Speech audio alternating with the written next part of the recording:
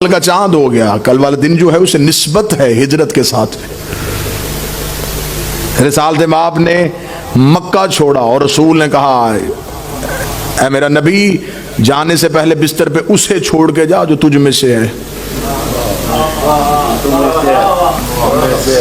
رسول نے مولا علی کو، یہ سب نے لکھا متفق علیہ، اس میں تو ایک لمحے کے لیے بھی تضاد نہیں، کہ رسول نے مولا علی کو اپنے بستر پہ لٹایا.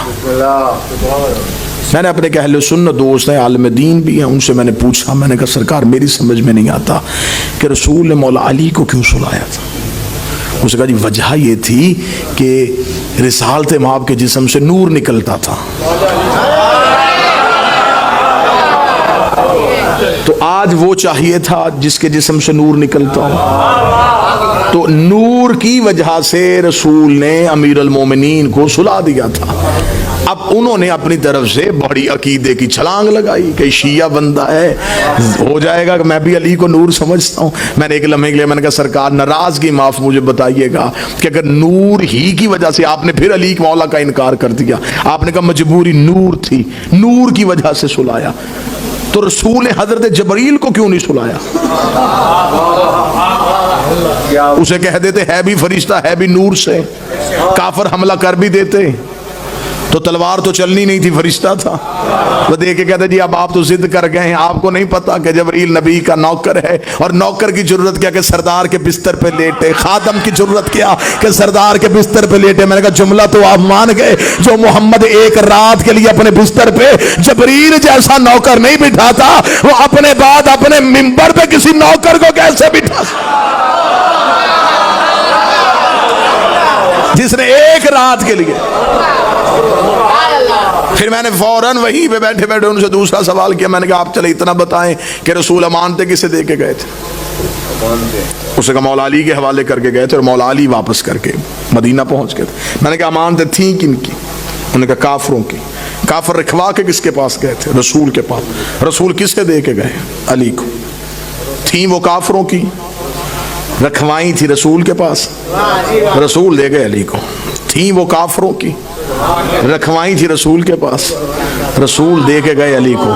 اب جملے تک پہنچانا چاہتا ہوں، جو محمد ایک رات کے لیے مکہ چھوڑتے ہوئے کافروں کی امانتیں علی کے سوا کسی کو نہیں دیتا، وہ دنیا چھوڑتے ہوئے اللہ کی خلافت جیسی امانت سوائے علی کے کسی کو کیسے دے سکتا؟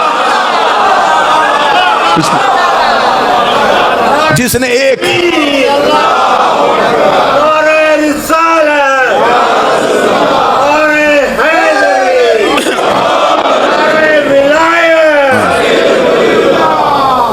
ساری رات سوئے ہوئے علی کو مکے کے کافر نبی سمجھتے رہے.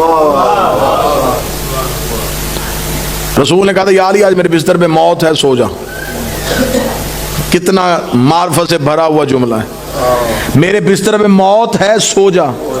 اس جملے کے پہلے حصے میں اطلاع ہے، دوسرے میں حکم ہے. موت ہے اطلاع، سو جا حکم.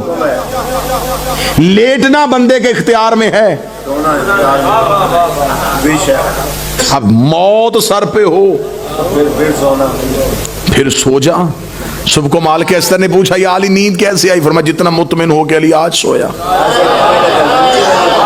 یا علی اطمینان کی وجہ؟ فرمایا نبی کہہ کے گئے تھے آج سو جا، صبح امانتیں واپس کر کے آ جانا. مجھے اتنا یقین تھا کہ ہر رات موت آ سکتی ہے، اس رات علی کو موت نہیں آ سکتی.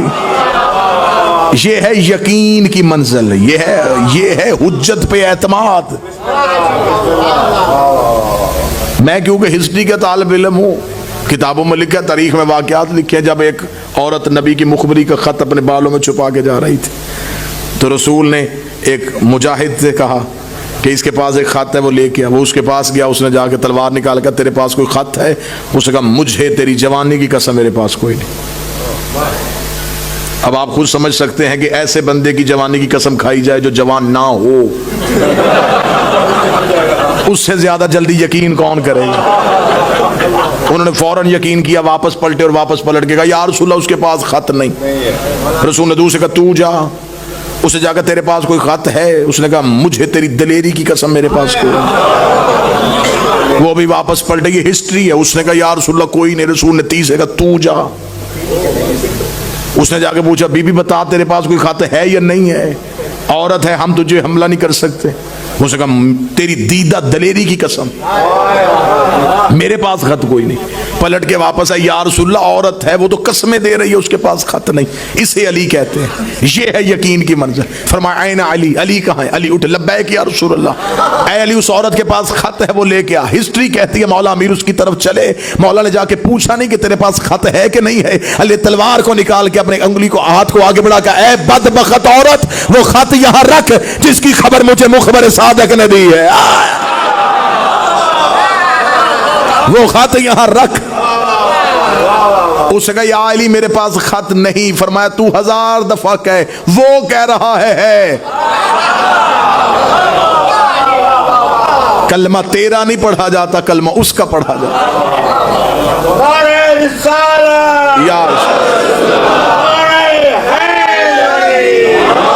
آج میرے بستر میں موت ہے، سو جا۔ سو گئے، سلایا کیوں؟ کیونکہ عرش پہ اس کا اعلان تھا کہ مجھے نیند نہیں آتی۔ فرش پہ اس نے کہہ دیا تھا کہ اے سورج گواہ رہنا، علی نے تجھے ابھرتے ہوئے دیکھا ہے، تو نے علی کو سوتے ہوئے نہیں دیکھا۔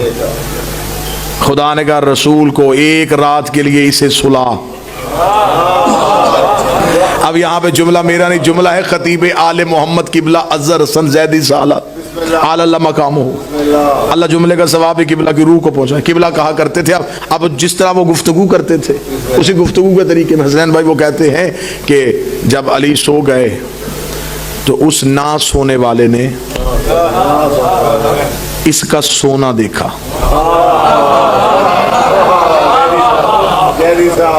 اس نے جبرائیل سے کہا کہ اس سے جا کے پوچھ کے سونا بیچے گا، تیرا سونا بڑا کھرا ہے، تیرے سونے میں ملاوٹ کوئی نہیں ہے، اتنا خالص سونا کیا تو بیچے گا؟ زیدی صاحب کہتے ہیں کہ جب جبرائیل نے آ کے امیر المومنین سے کہا کہ وہ آپ کا سونا خریدنا چاہتا ہے، فرمایا خریدنا کس نے ہے؟ اس نے۔ بیچنا کس نے ہے؟ تو نے۔ فرمایا تو کیوں کھڑا ہے؟ اسے کہہ مجھ سے مانگ۔ اب آواز آئی ہے سونے والے اپنا سونا بیچے گا؟ علی فرمایا اگر تیری چاہت